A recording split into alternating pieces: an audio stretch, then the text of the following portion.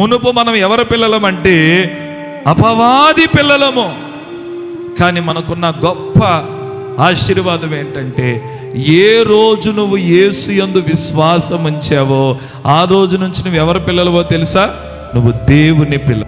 మనందరం తెలుసుకోవాల్సిన ఒక గొప్ప సత్యము, మనకి ఒక తండ్రి ఉన్నాడు. ఆ తండ్రిని మనం గ్రహించలేకపోతున్నాం అంతే. మనం అనుకుంటాం దేవుడు దేవుడు దేవుడు అనుకుంటాం, కానీ ఒక్కసారి ఆ తండ్రి రొమ్ము మీద పడి మనం ఏడవగలిగితే ఈ భూమి మీద ఉన్న తండ్రుల కంటే ఆ తండ్రి ముందుగా స్పందిస్తాడండి. ఆ తండ్రి ప్రేమిస్తున్నాడు గనుకనే నిన్ను అనాదిగా విడిచిపెట్టలేదు. ఆ తండ్రి నిన్ను ప్రేమిస్తున్నాడు గనుకనే నిన్ను భరిస్తున్నాడు, ఓర్చుకుంటున్నాడు. నీ లైఫ్లో అందరు వెళ్ళిపోయినా నేనున్నాను అని చెప్తున్నాడు. ఆ తండ్రి నిన్ను చాలా ప్రేమిస్తాడు.